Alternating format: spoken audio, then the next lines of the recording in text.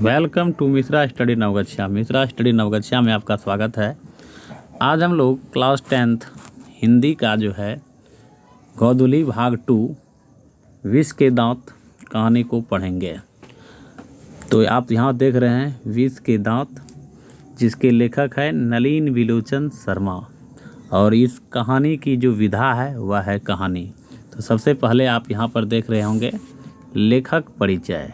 तो लेखक परिचय में सबसे पहले ये जानिए कि नलिन विलोचन शर्मा का जो जन्म हुआ था वह 18 फरवरी 1916 ईस्वी को पटना में हुआ था, और मृत्यु जो है 12 सितंबर 1961 ईस्वी को पटना में ही हुआ था।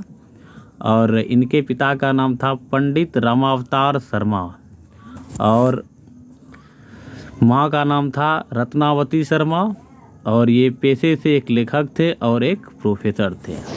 और ये जो विष के दांत कहानी है ये लिया कहाँ गया से है, मतलब कहाँ से लिया गया है, तो ये अन्य कहानी नामक कहानी संग्रह से लिया गया है। तो ये इतना ही इंट्रोडक्शन काफ़ी है लेखक का। यही सब ज़्यादा पूछा जाता है कि जो है लेखक परिचय में आपसे पूछ देगा कि जो है नलिन विलोचन शर्मा का जन्म कब हुआ था। तो आप देख रहे हैं यहाँ पर कि 18 फरवरी 1916 ईस्वी को जन्म हुआ था। कहाँ हुआ था ये पूछा जाता है, तो पटना में।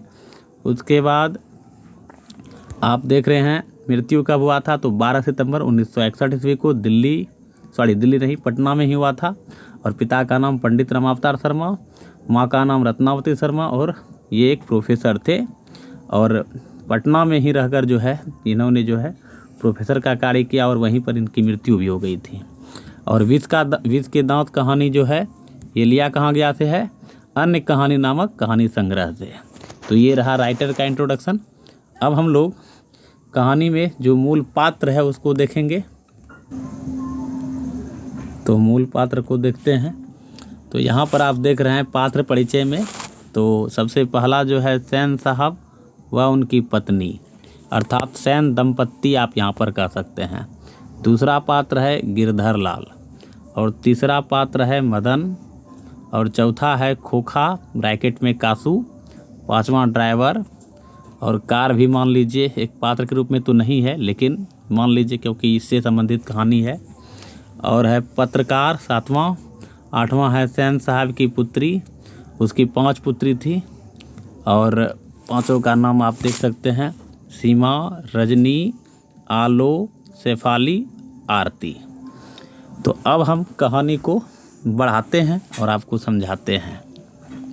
तो सबसे पहली बात तो ये आप जान लीजिए कि पात्र परिचय तो आपने समझा कि सेन साहब व उसकी पत्नी, गिरधर लाल, मदन, खोखा जिसको हम लोग कासू भी कहते हैं, ड्राइवर, पत्रकार, सेन साहब की पुत्री इत्यादि, ये सब कुछ कुल पात्र है। अब आप ध्यान से कहानी को सुनिएगा ताकि आपको समझ में आ जाए। तो कहानी स्टार्ट ये है कि सेन साहब एक अमीर व्यक्ति थे, ठीक है, और गिरधर लाल जो था उनके फैक्ट्री में एक कार्य करते थे किरानी के तौर पर, और उसी का पुत्र था, यहाँ पर आप देख लीजिए, उसी का पुत्र था मदन। आपको हम बारी बारी समझाते हैं।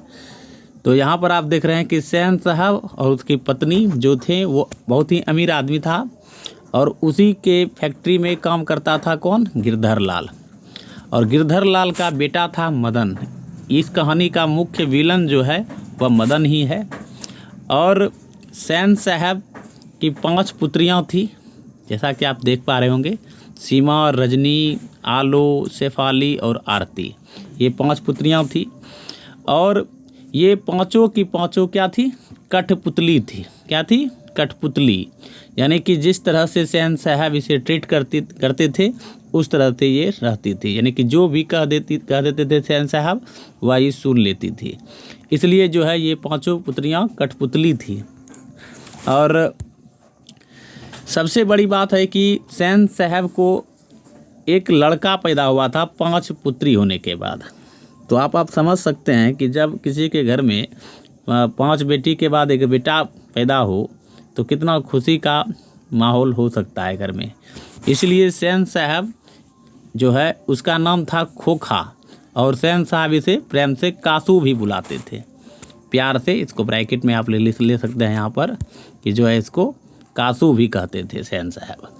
और ये जीवन का अपवाद था, यानी कि इसके ऊपर घर का कोई नियम कानून लागू नहीं होता था, जबकि सैन साहब की पुत्री के ऊपर सही प्रकार का नियम कानून लागू होता था। और ये कठपुतलियाँ इसलिए थी, ऐसा प्रस्तुत पाठ में दिया गया है, क्योंकि जिस तरह से सैन साहब इसको ट्रीट करते थे उस तरह से जो है ये काम करती थी। जबकि खोखा यानी कि कासू जो है इसका स्वभाव दुर्ललित टाइप का था, यानी प्यार करते थे सैन साहब और उसकी पत्नी इससे, चूँकि यह लास्ट में जन्म लिया था और यह जीवन का अपवाद भी था इस तरह से। और सैन साहब जो है खोखा को इंजीनियर बनाना चाहते थे, ठीक है। सैन साहब जो है किसको इंजीनियर बनाना चाहते थे? खोखा को। खोखा का क्या नाम था? कासू। अब देखिए ये कहानी जो है ये महल और झोपड़ी की लड़ाई है, यानी इस अंतर विरोध को यह इंडिकेट करता है यह कहानी। अब कहानी कुछ इस तरह का है कि आप यहाँ पर देखेंगे ढंग से अभी कि सैन साहब को एक कार था, कैसा कलर का था? काला कलर का, और इसका कॉस्ट था 7500 रुपया। कितना में आया था ये कार? 7500 में आया था।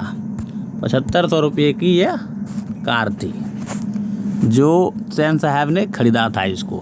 कितने में? 7500 में। और यह बहुत ही चमचमाता हुआ कार था। सैन साहब इससे बहुत प्रेम करते थे, और यदि कार में थोड़ा सा भी कुछ भी हो जाता था तो समझ लीजिए कि उसका खैर नहीं है।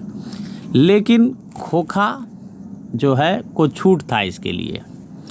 अब बात ये होती है कि गिरधर लाल का जो बेटा है जिसका नाम है मदन, यह इस कहानी का हीरो है, नायक आप कह सकते हैं यहाँ पर।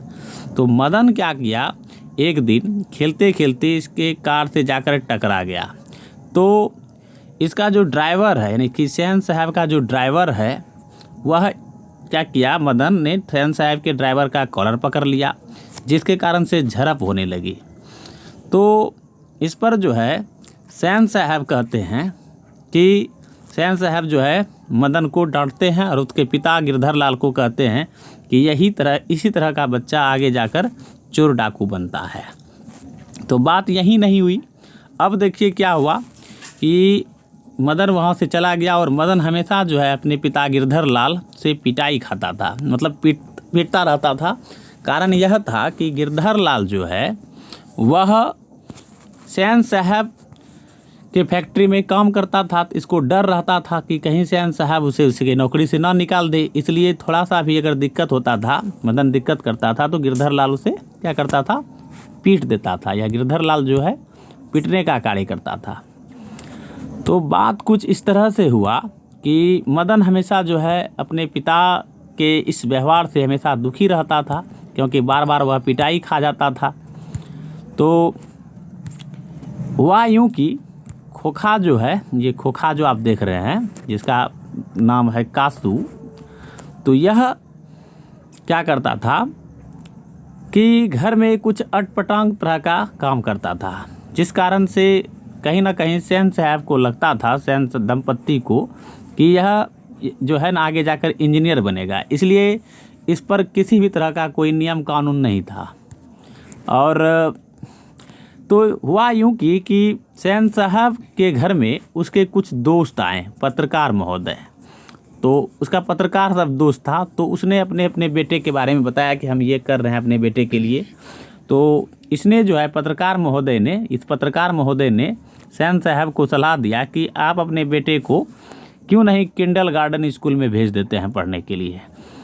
तो इसके बाद से, यानी कि पत्रकार के बाद से जो है सैन साहब जो देख रहे हैं ये जल भुन कर रह गया। अब देखिए बात कहाँ आती है आगे। तो ये खोखा जो है क्या हुआ, एक दिन कि लट्टू के खेल में, मतलब कुछ बच्चे गांव के वहाँ पर आसपास के पड़ोसी, चूँकि ये गिरधर लाल भी जो है सैन साहब के ही पड़ोस के व्यक्ति थे और वहीं पर रहते थे, और उसका बेटा मदन था। और आपको मैंने बताया कि मदन जो है वह कहानी का जो है नायक है। तो ये मदन जो है लट्टू का खेल खेल रहा था, लट्टू नचा रहा था। कहाँ पर? तो पड़ोस में ही। तो खोखा को देखा नहीं गया, कासू को। तो जो है यह क्या किया कि चला गया कहाँ पर?